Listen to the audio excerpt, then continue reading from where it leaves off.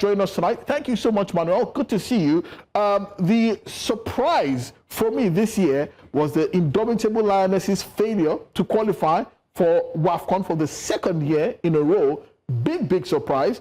What can we attribute that to? Well, I must say that there's a need to unearth new superlatives to describe the recent downfall of the women's national football team of Cameroon. Most people, sports experts in the country, have labeled it as one of the worst catastrophe in women's football since we started in the Women's African Cup of Nations. Well, it's important to recall that for the last 4 years, we have suffered a monumental collapse, and all selections of our football have been affected. The men's and women's football team, and even the youth selection. A while ago, you spoke about the CAF Champions League. Even at that, Cameroonian clubs have failed to perform. With regards to the women's national football team, there are a vast range of factors that are responsible for this downfall. There's a lot of inconsistency within the team. Also, we haven't revamped our team. Most of the players that are currently in the team right now are those of the 2015 generation, where we made history at the Women's World Cup, reaching the round of 16 in our debut. The same team that almost made history on home soil when we hosted the 2016 Women's African Cup of Nations. So we have had so many talents in the team, but the inconsistency within not just the managers as well, the policies that have been put in place since we have a lot of coaches. For example, Carl Enongachi, who led the team in 2015, he was there for over 15 years. But after that, we've not seen coaches that have held the same position over the same period of time.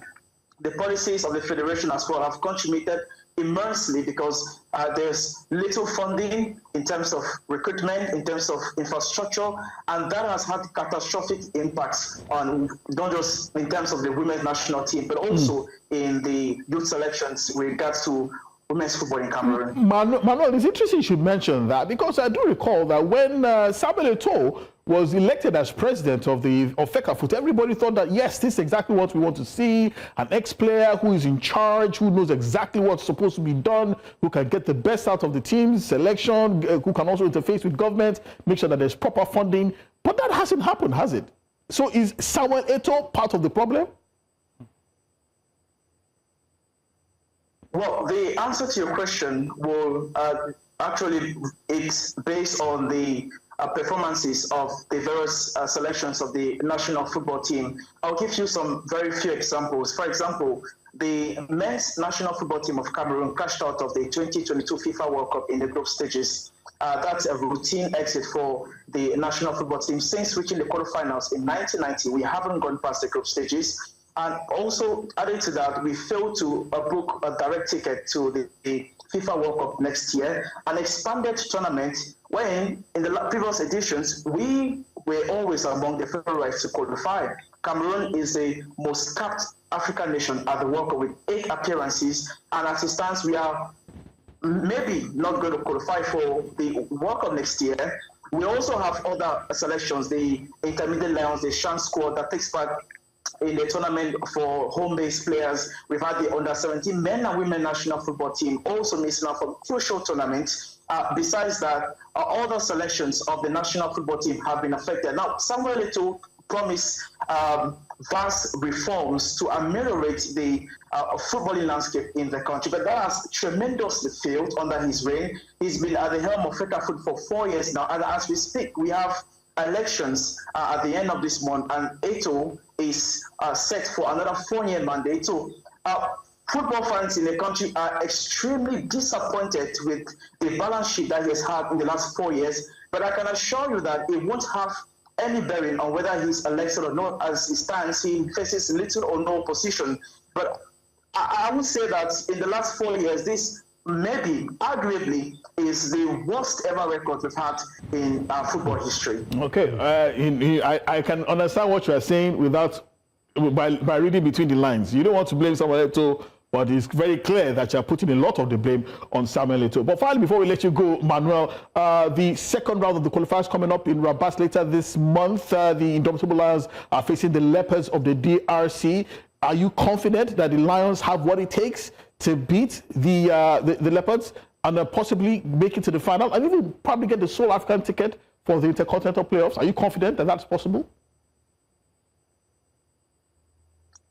I'm not quite confident because with the current situation with the men's national football team, we have a lot of situation at hand. But before being on the field, we have a lot of issues with the management of the national team, with Samuel Eto'o, who is the president of the football governing body, at loggerheads with the Ministry of Sport and Physical Education, and as well as the head coach, Mark Brees. A lot of selection issues as well. So facing a team like the DRC that has quite a formidable squad, most of our players have had impressive performances with their clubs over the weekend. And Ronana, Vincent Abubakar, the skipper. So basically, you're not confident. Players who, You're definitely not confident. I'm not quite confident that we could go past. Don't worry, we are not confident in Nigeria either. We're also in the same boat. We'll also be facing Gabon as well. So it's a tale of two brothers. But thank you so much for joining us, Emmanuel Beng, all the way from Cameroon tonight. It's an absolute pleasure to have you on the show. When the qualifiers, the playoffs do start, we'll be reaching out to you further for more insight into the camp of the Indomitable Lions. Thank you so much.